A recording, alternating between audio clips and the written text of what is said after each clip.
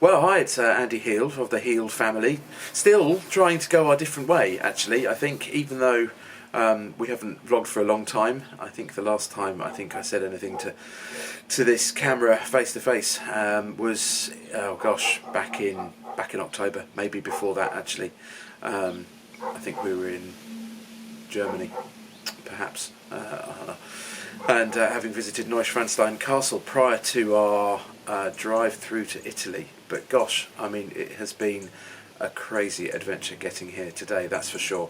The world changes around us daily, with the impact of COVID-19 still persisting and the various different variants now, but also, I guess, for us, Brexit and the implications of that are now becoming real. More than just not being able to watch all of the Amazon programs we've come to grow and love abroad, but the ability to travel again being further restricted.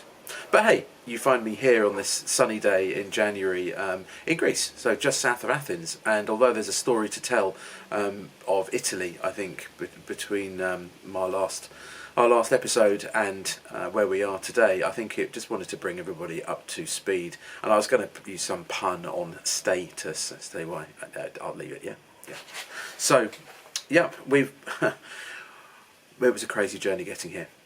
So we travelled through Germany. You may have watched some of that. We weren't allowed to travel through Austria because of the way our insurance policy works with the FCDO restrictions, being advising against any travel there. But we were allowed to transit, so we did see the beautiful countryside in Austria as we transited. I landed in Italy, and Italy was like non-stop. I mean, my dad's mum is from Italy, not far from Rome, so we have family in Italy, some of which I've seen in the past, and we'd hoped to see them. But gosh, I mean, the COVID just changes everything for travellers, as well as people who are settled and living in whatever country. We really felt pushed travelling through Italy. I mean, we went to see the sights: Venice, Pisa, Florence, Rome. Sadly, didn't make it as far as Pompeii, which was really, really on my hit list. I hope to go back again and again if the future allows it. But we really felt like it was the grand tour, and it was a journey of tourist spot after tourist spot after tourist spot. Now, don't get me wrong, there are some amazing things to see, and oh gosh, incredible things to eat. And yes, I mean, we've got archive footage. I hope to put some more detail up. That's not for today's story, but we really did felt pushed by it actually, and it was a fast, frantic pace.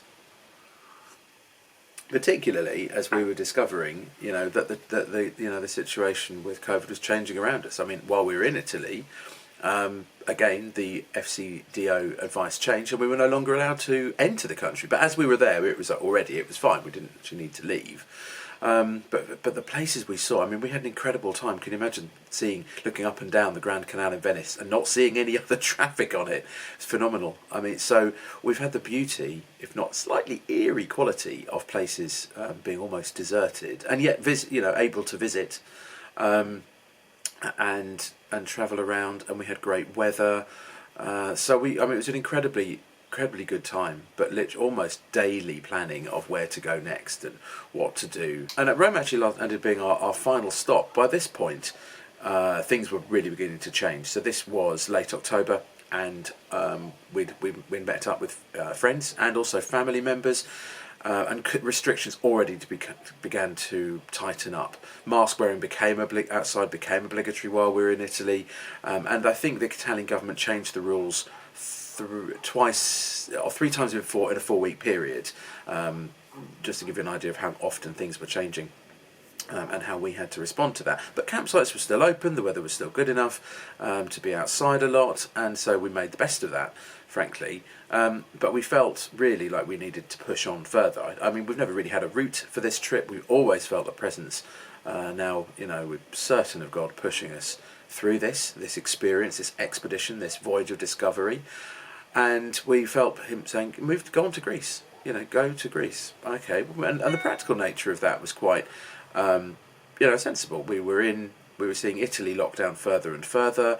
The week we were in Rome, having seen what we wanted to see, thankfully, the museums were then closed, We weren't impacted by that actually because we missed it by about a day, I think.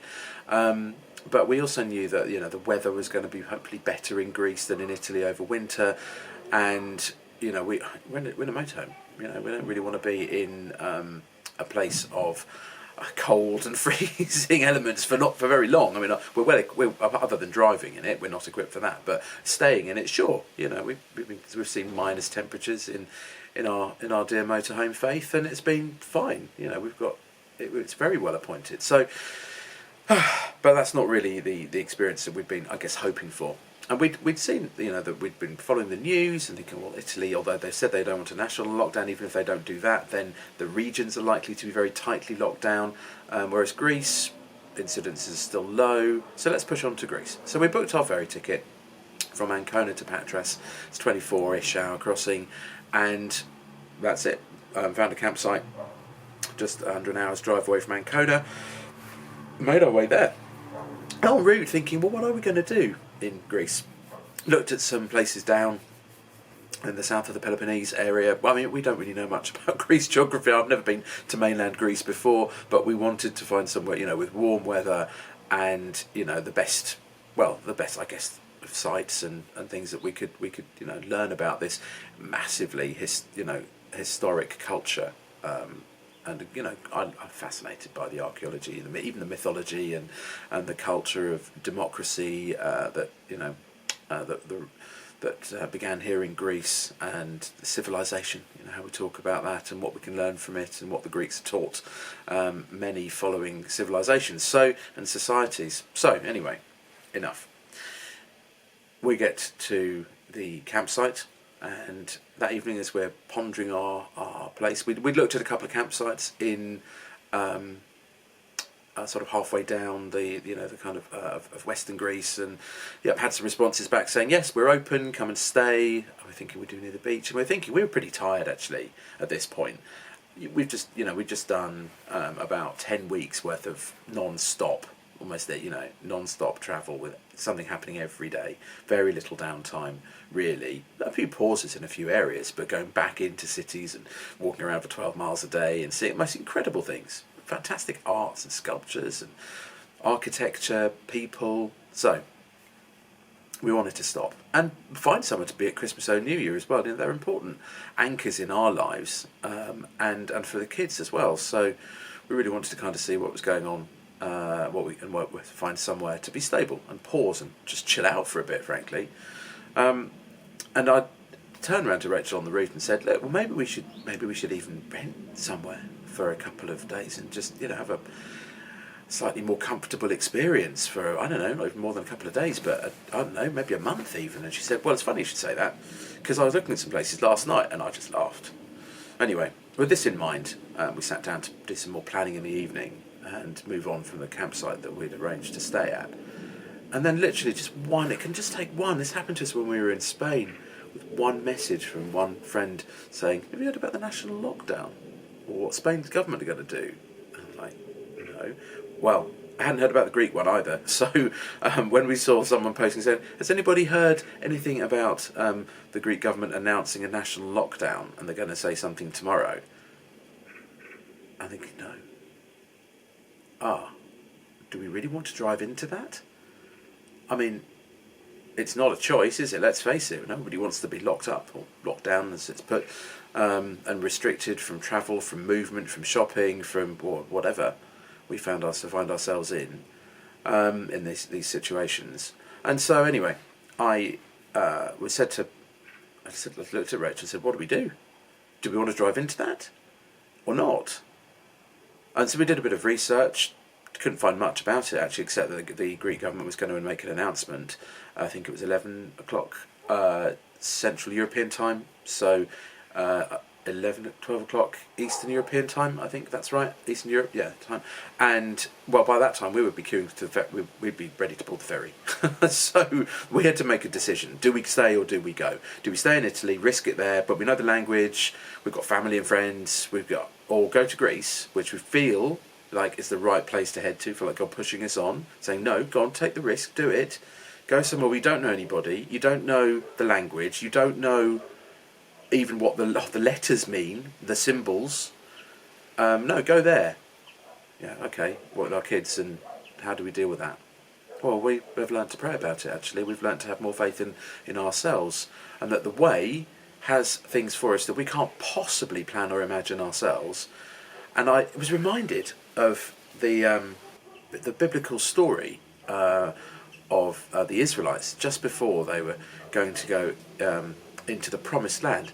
So here are we, right, thinking about what to do with, do we carry on travelling? We've constantly thought, in these 10 weeks of travel, do we keep going or not? When we were in Italy, we were still going in on the metro into Rome, and the buses, which were empty because Italians were being told to stay at home, but the museums were open and there were people visiting. It wasn't just us. Well, it felt like just us in some places, but it was mentally draining. Was it still right to keep travelling? Was it morally right still? And that was quite a draining thing. And so, do we stop? Should we go back to England? No, we didn't feel that. We thought we should go on to Greece, or not, and stay in Italy and work out what happens there. So, this story popped into my head, and so the Israelites have escaped Egypt. They have, with God's help, of course, they've been drawn out of this slavery that they've lived in for hundreds of years, and they've been told, I'll take you, says God, to this promised land, a land where milk and honey flows, and you won't be slaves, you'll be free people. And I thought, why is it? What's this about? Is Greece like a promised land or something? I don't know. And I thought I'd better go and look this story up. What? Because he sent. It was more specifically about he sent scouts into the land, but for some reason they don't go, and I couldn't remember the detail. So I went in and had a look, and so the Moses, who's leading them at this point, sends one of each of the 12 tribes of Israel, a representative from each, into the promised land, and they go in there for 40 days, and they have a look and just see what it's like, this beautiful promised land. And they come back and they say, yes, it's full of wonderful grapes and flowing rivers and beautiful fertile soil and things, but they say it's full of giants. Like, these people are huge. I mean, I can imagine, I don't know, with these Goliath-sized people, I have no idea. But because 10 of these 12 representatives said that these giants were terrifying, and that they would not be able to overcome them, the Israelites voted not to go. Now, Joshua and Caleb said, yeah, there are giants, but with God's help we'll overcome them, and we can go and take this beautiful promised land that he's been talking to us about for ages, full of citrus fruits and olive trees, maybe not citrus fruits, full of olive trees and pomegranates and copper mines and things. And they say, and vineyards, and he says, but they say no, 10 to 2, no, kind of guys, we don't believe it. So, well, the moral of this story is, or the history of this story is, if you believe it's history, which I do, is that God then curses them for not going, for not trusting him, and he curses them to wander around the wilderness for 40 years, and that's the point at which that happens. And I thought, wow, I don't want to do that. I don't want to be wandering around a wilderness if that's what this journey and this season of my life is for 40 days, 40 years, 40 months, none of it. I want to be able to turn around and tell the kids that I wasn't afraid, and that I trusted God, and that we could do this. So, without anywhere booked to go, apart from this campsite, which is a little bit sketchy looking back, we did have an email saying we could come, but actually no email saying we could go. We filled out our passenger locator forms for the Greece government, and we hopped on the ferry with a certain amount of trepidation on the way, having almost had an argument, because I was stressed about this. I was nervous still, thinking, what are we going to do? Are we going to go in there and feel like there's nothing and get off and realise we can't even drive around the country because they're in a lockdown? Well, we boarded the boat on November the 5th and got on the ferry. And that morning, Rachel had been messaging a few people via Airbnb and had found a couple of houses in this southern area of the Peloponnese, I think near Kalamata, which is where I didn't remember knowing that olives come from, and so she said, "Oh yeah, I found a place near Athens, and it's got a basketball court, and it's got." And I'm like, Athens, it's got like one of the highest. Doesn't Athens have one of the highest incidences of COVID right now?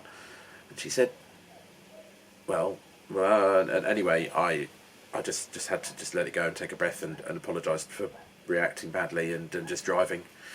And we got on the ferry, and just before our data ran out, we couldn't use it beyond, travelling from beyond Italy's borders. We got a message back from this lady saying, "Yep, you're all booked in, it's all sorted. Once you get to Greece, just drive on." And I took the biggest sigh of relief, knowing that we had somewhere to come to. Well, the ferry crossing was great, and we got the ferry. All of us got COVID tested, much to the, I think, sadness of the kids particularly. Jessica was an absolute bowl soul, she's the middle one, and didn't even blink. But the other two, unsurprisingly, found it quite uncomfortable. So we got tested, and we drove on 3.5 hours. Quite a windy journey. We found ourselves pulling up just as it was dark to these gates. Dark, couldn't really see much around us, and we got the keys. We got in and crashed. Not literally, thankfully. We parked up, locked up Faith, and woke up the next day to be in the most incredible place, really. I mean, and woke up to the lockdown. So yes, the government had announced on the Friday that they would lock down from the following morning at 6 o'clock in the morning. Well, we've arrived 6 o'clock on the Friday evening, and 12 hours later we're in lockdown. So, and we have been here ever since, as I say this in mid-January, and it is incredible how we have been looked after by God to be brought here to this place. It's incredibly spacious property with enough room that, within its walled gardens, we can cycle the bikes round. There is, as you can see behind me, this sort of half basketball court, yes, with stadium lighting. You can see hills in the background. We can walk within 20 minutes, and we're at the beautiful beach. I'll show you pictures, obviously, because it's amazing. It's 5 minutes walk to two supermarkets, a pharmacy, a bakery, or two, and petrol station and things. I mean, we that's about all we can go into at the moment. I think tomorrow some more shops are opening up again, but to this point, that's been it really for us. We don't have any other transport, and we have to take a signed declaration of what we're doing and where we're going to go out. But everything we need is here. The garden, yes, olive trees, lemon trees, satsuma trees, and tangerines, I think, as well as rota, which grows in the gardens, like greens, which we can eat. And our hosts have been amazing. They speak excellent English, and have made sure that we don't we don't need anything. There's nothing we haven't needed or we'll be able to ask a question about. I could not thank them enough, actually. And if anyone watching this does ever have the opportunity to come and stay near Athens and is looking for somewhere to stay, well, if this property is still available, which I would hope it is for you, it's fantastic. We have 3 bedrooms, so the girls have more space, and it's been space for Faith too on the drive behind locked gates. So we keep looking and making sure she's all right. We'll have to move her again at some point, but we're here, and why have we stayed? Well, it's been stable. We were exhausted. Why haven't we blogged? We were shattered. The travelling was shattering. Lots and lots of input, and just needed time to process that and process again what this second wave means to us, to our friends and family back home in England. Lockdown again. What does it really say? But for us, we've had to really think about how we live, and I think that's for another blog, actually. But how we make decisions, and how we made a decision to come here not knowing anything. And it's still a bit of a struggle going around the supermarket, frankly, even though I have tried to learn a bit of Greek. Google Translate and its photo option, amazing. Absolutely amazing. And thankfully a lot of people here do speak some, if not quite good, English as well. Not that we see many people. I mean, this is different to the last lockdown. It's just us, really. We see people in the supermarket and the kids don't go out. We're allowed to go out for walks, which is fantastic. We can go out and exercise, and we can do that together, which is also a real blessing. And the weather here is fantastic. It's a bit chilly today, but last week it was over 20 degrees. So we consider ourselves incredibly blessed. But I think that's because we took the decision to put our decision not entirely in our own hands, but to trust what we were feeling, to trust what we were thinking, to trust what we were praying about. And I can turn around to the kids and say I didn't trust my own fear, but I trusted a message that I felt God was giving me. And it's brought us here, and we'll see where it takes us next. So giants, I want to look very differently at giants. The ones I've faced coming here in terms of where would we stay. We'd never not had a place to stay on our whole trip. Through in and out of lockdowns and countries, never not had a night to stay. Even though when we've not known that morning, in that evening where we're going to be, we've not known that many times. So why would it change? Why would it be different? Consistency. So we're here, and we're enjoying it, and that is for another blog as well. And we feel that this chapter here in Greece, just south of Athens, isn't quite over yet either. We continue to seek the way and discover what our future holds. But for now, our future is tomorrow. And when I say that, when I wake up tomorrow, our future will be the day after that. Right now, we have so much opportunity to live in the present, without some of the distractions of the modern world, and certainly of tourism and travelling, and even without the presence of people. We're learning how to live as a family, just the 5 of us, and to see our girls come out of themselves and thrive here, even under these circumstances, is phenomenal. So it's made me reflect much on looking at giants and in what I place my trust, and in whom. And that is going to be a new foundation, really, I think, for the rest of that we'll place the rest of our lives on. And so we'll see what unfolds in the coming days and months. I think because of Brexit, we will be returning to the UK. It's probably our next big move. But that's complicated, very complicated now, with COVID tests and quarantine rules, and they change every week. So we have a few weeks, I think, here before that happens. But we need to be out of the Schengen area within our 90-day time now, and so we'll keep to that, of course. But because things keep changing, we won't look too closely at what we need to do until nearer the time, and that's a few weeks away. So we'll continue to enjoy this beautiful place. We'll continue to seek new foundations, placing our decisions, the big ones especially, in the hands of God and not our own. Well, yeah, maybe we'd have got it right staying in Italy. I'll never know. I don't want to. We are thriving here, and even under these circumstances, as the world changes. So thank you, anyone who's listened to this. I hope it's been interesting, and I hope it's given you a bit of an update of where we are now.